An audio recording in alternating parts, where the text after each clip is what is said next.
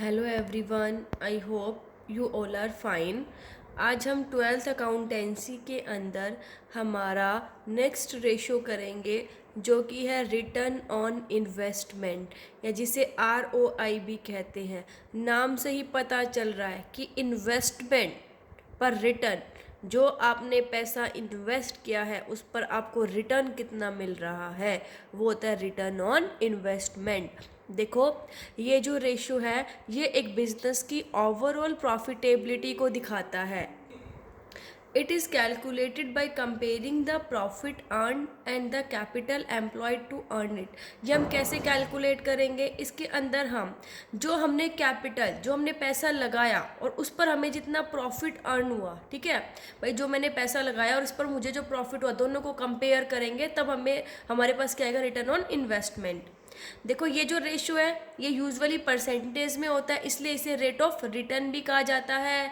और इसे देखो, परसेंटेज में होता है ये रेशियो, ठीक है, और इसे क्या कहा जाता है? रेट ऑफ रिटर्न भी कहा जाता है, या रिटर्न ऑन कैपिटल एम्प्लॉयड भी कहा जाता है, या यील्ड ऑन कैपिटल, कि आपने भाई कैपिटल लगाई, आपने पैसा लगाया, उस पर आपको रिटर्न कितना मिला, 10%, 20%, 30%, कितना रिटर्न मिला, ठीक है। तो देखो, रिटर्न ऑन इन्वेस्टमेंट को हम कैसे कैलकुलेट करते हैं? नेट प्रॉफिट बिफोर इंटरेस्ट, कि इंटरेस्ट, टैक्स और डिविडेंड देने से पहले आपको कितना प्रॉफिट हुआ भाई, डिवाइडेड बाय कैपिटल एम्प्लॉयड। भाई, जितना पैसा आपने लगाया, आपने इन्वेस्ट किया, उस पर आपको प्रॉफिट कितना हुआ, वो प्रॉफिट जिसमें अभी आपने ना तो इंटरेस्ट दिया, ना टैक्स, ना डिविडेंड, ठीक है, और परसेंटेज में होता है ये मल्टीप्लाई 100। अब कैपिटल एम्प्लॉयड में क्या होगा कि पैसा लगाया भाई, शेयर होल्डर्स फंड और जो आपने लॉन्ग टर्म लोन्स लिए, ठीक है, वो दोनों चीज़ें इसके अंदर इंक्लूड होती हैं। कैपिटल एम्प्लॉयड जो है वो दो तरीकों से निकाली जा सकती है। एक तो फर्स्ट मेथड है जब लाइबिलिटी साइड अप्रोच हो, और सेकंड है एसेट साइड अप्रोच हो। तो देखिए, लाइबिलिटी साइड हो तो कैपिटल एम्प्लॉयड कैसे निकालते हैं? तो इस जब हमारे पास ये दे रखा हो तो हम शेयर होल्डर्स फंड के अंदर जो हमारी नॉन करंट लाइबिलिटीज़ है, भाई कैपिटल एम्प्लॉयड किसका होता है, किस चीज़ का सम होता है? शेयर होल्डर्स फंड प्लस में जो लॉन्ग टर्म लोन्स है। तो जो इसमें देखिए, लॉन्ग टर्म लोन्स भी कह सकते हैं, या फिर जो नॉन करंट लाइबिलिटीज़, क्योंकि इसके अंदर लोन्स भी आ जाएंगे, हमारे प्रोविजंस भी आ जाएंगे। सो share holders funds plus non current liabilities, that is long term borrowings और हमारे long term provisions. Second method है एसेट साइड से कैलकुलेट कैसे करेंगे? तो देखिए, इसको निकालने का क्या फॉर्मूला है? कैपिटल एम्प्लॉयड को निकालने का नॉन करंट एसेट्स प्लस में वर्किंग कैपिटल। क्या फॉर्मूला हो गया? नॉन करंट एसेट्स प्लस में वर्किंग कैपिटल। अब नॉन करंट जो एसेट्स हैं हमारे, है ना, देखिए जो हमारे नॉन करंट एसेट्स हैं वो कैसे निकलेंगे? Tangible assets plus intangible assets plus में non current investment plus long term loans and advances. और वर्किंग कैपिटल कैसे कैलकुलेट करते हैं? Current assets minus current liabilities. तो ये हमारी सेकंड मेथड है एसेट साइड अप्रोच से, और ये लाइबिलिटी साइड अप्रोच से कैपिटल एम्प्लॉयड निकालने का फॉर्मूला है, ठीक है। अभी हम एक न्यूमेरिकल सॉल्व करेंगे। देखो, यहाँ पर हमारे पास कौन कौन सी इन्फॉर्मेशन है। यहाँ पर हमारे पास बैलेंस शीट दी हुई है, हम दोनों फॉर्मूला से रिटर्न ऑन इन्वेस्टमेंट निकालेंगे, ठीक है। देखो, मैंने बताया था ना, कैपिटल एम्प्लॉयड को निकालने के दो फॉर्मूले होते हैं, तो दोनों फॉर्मूले से हम निकालेंगे रिटर्न ऑन इन्वेस्टमेंट। देखो, पार्टिकुलर्स है हमारे पास, इक्विटी एंड लाइबिलिटीज़ है हमारे पास। ये इक्विटी एंड लाइबिलिटीज़ में शेयर होल्डर्स फंड्स में शेयर कैपिटल है 2 लाख की, रिजर्व एंड सरप्लस है 70,000 के। नॉन करंट लाइबिलिटीज़ में लॉन्ग टर्म बोरोइंग्स है हमारे पास 1 लाख की, लॉन्ग टर्म प्रोविजंस है 30,000 के, करंट लाइबिलिटीज़ है 1,80,000 की। तो टोटल कितना हो गया? ये दोनों इक्विटी और लाइबिलिटी दोनों कितने हो गए? 5,80,000 के। अब एसेट्स देखिए, एसेट साइड में अगर हम देखें तो नॉन करंट एसेट्स हमारे पास 3,40,000 के हैं, और करंट एसेट्स हमारे पास 2,40,000। तो ये कितना हो गया? 5,80,000। ये लाइबिलिटी साइड एसेट साइड के इक्वल आ गई। तो बताया था ना, कैपिटल एम्प्लॉयड को निकालने के दो फॉर्मूले होते हैं, एक तो लाइबिलिटी साइड अप्रोच और एक एसेट साइड अप्रोच। अब देखिए, रिजर्व एंड सरप्लस में ये नॉट 1 है, रिजर्व 5,000 के थे, प्रॉफिट इस साल कितने का था? 65,000 का, तो जब ये 70,000 का है। लॉन्ग टर्म बोरोइंग्स में हमारे देखिए 15% डिवेंचर्स है, तो 1 लाख के ठीक है। अब यहाँ पर हमें क्या निकालना है, हमें यहाँ पर देखो 15% डिबेंचर है तो लॉन्ग टर्म बोरोइंग से ना 1 लाख। अब हमें यहाँ पर रिटर्न ऑन इन्वेस्टमेंट कैलकुलेट करनी है। देखिए इसका सॉल्यूशन, हमें क्या निकालना है, रिटर्न ऑन इन्वेस्टमेंट।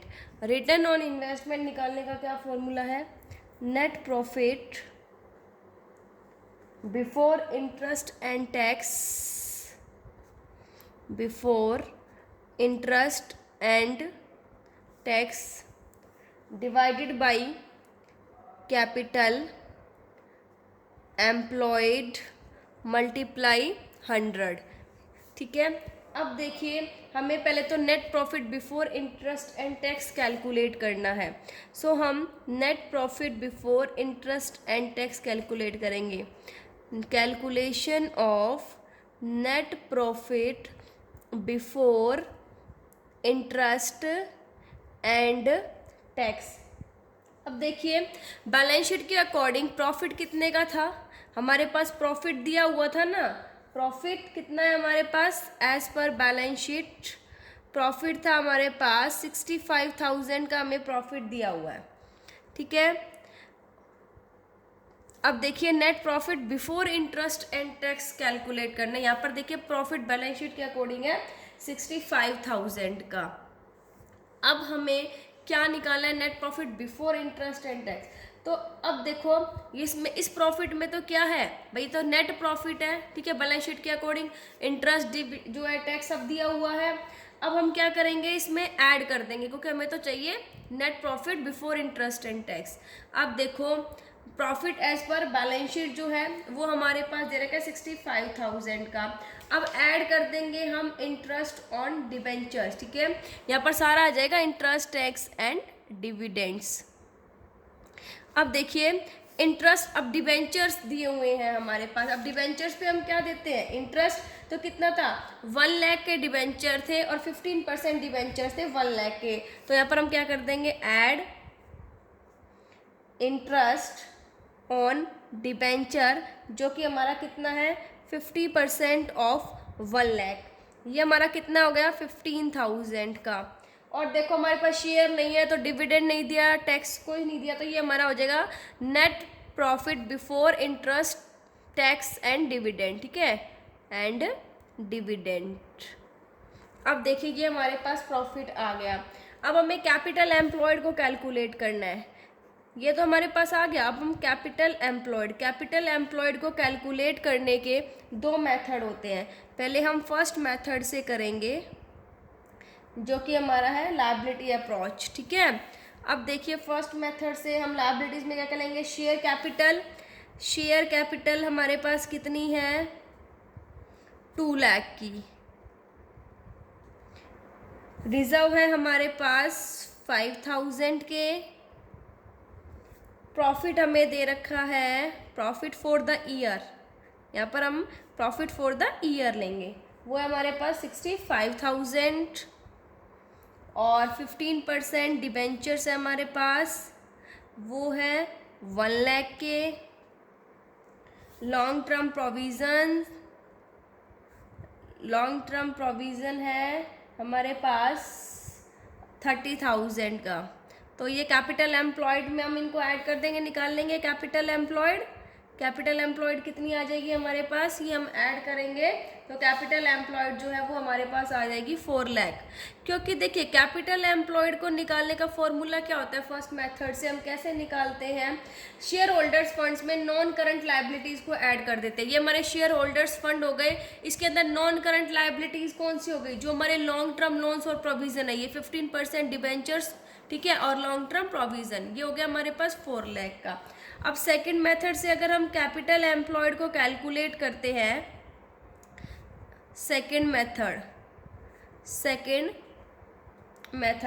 सो देखिए सेकंड मेथड कैपिटल एम्प्लॉयड निकालने का क्या फॉर्मूला है, कैपिटल एम्प्लॉयड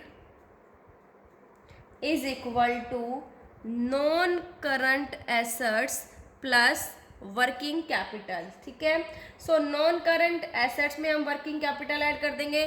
तो नॉन करंट एसेट्स तो है हमारे पास 3,40,000 के। अब हम 3,40,000 के। वर्किंग कैपिटल कैसे निकलती है? Current assets minus current liabilities.